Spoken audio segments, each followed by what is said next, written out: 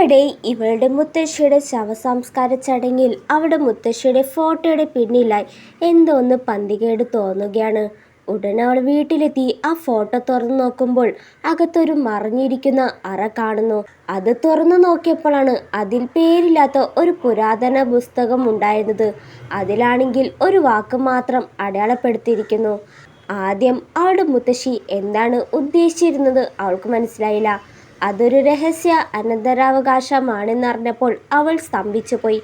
അനന്തരാവകാശ വാർത്ത പുറത്തു വന്നതിന്റെ പിറ്റേന്ന് വരെ അത് വളരെ രഹസ്യമായിരുന്നു. എന്നാൽ എങ്ങനെയൊക്കെയോ അറിഞ്ഞ അവളുടെ അമ്മാവനും അമ്മായും ഇത് കൈക്കലാക്കാനായിട്ട് അവളുടെ വീട്ടിലേക്ക് വന്നു. ആ നിമിഷത്തിലായിരിക്കും അവൾക്കൊരു കാര്യം പിടുത്തം കിട്ടുന്നത്. അവർ അവളെ തട്ടിക്കൊണ്ടു പോകാനായി ഗൂഢാലോചന വരെ നടത്തിയെന്ന് അവൾക്ക് മനസ്സിലായി.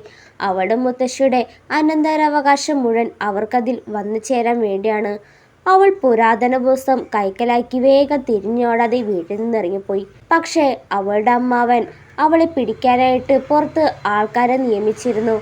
അവൾ രക്ഷപ്പെടാൻ ശ്രമിക്കുന്നത് കണ്ട് അവർ അവളെ ഒരു കാറിടിച്ച് കൊലപ്പെടുത്തുകയാണ്. എന്നാൽ വീണ്ടും അവൾ കണ്ണു തുറന്നപ്പോൾ മുത്തശ്ശിയുടെ ശവസംസ്കാര ദിവസം തന്നെ പുനർജനിക്കുകയാണ്. അവളുടെ അമ്മാവനും അമ്മായും ഇതിനകം തന്നെ വഴക്കുണ്ടാക്കാൻ നോക്കിയിരിക്കുകയാണ് കുടുംബ സ്വത്തവകാശത്തിന്റെ പേരിൽ. എന്നാൽ അവർക്കിപ്പോഴും ഒരു ധാരണ ഉണ്ടായിരുന്നില്ല അവളുടെ മുത്തശ്ശി അവൾക്കൊരു അനന്തരാവകാശം നൽകിയിട്ടെന്നുള്ള കാര്യം.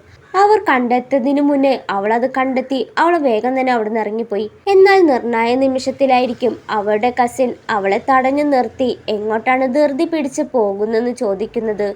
അവൻ അവളെ തടഞ്ഞപ്പോൾ അവൾക്ക് തന്നെ എന്തോ പന്തികേട് തോന്നുകയും ഒരു കാരണമില്ലാതെ അവൻ ഒരിക്കലും ഇത്ര നല്ലവനായിട്ട് അഭിനയിക്കില്ലെന്ന് അവൾക്കറിയാം. ഉടനെ അവൾ ന്യായീകരണം പറഞ്ഞ് വേഗം വീട്ടിലെത്തി. അവളുടെ പാരൻസ് മരിക്കുന്നതിന് മുന്ന് അവൾക്ക് നൽകിയ വീട്ടിലായിരിക്കും എത്തിയിരിക്കുക.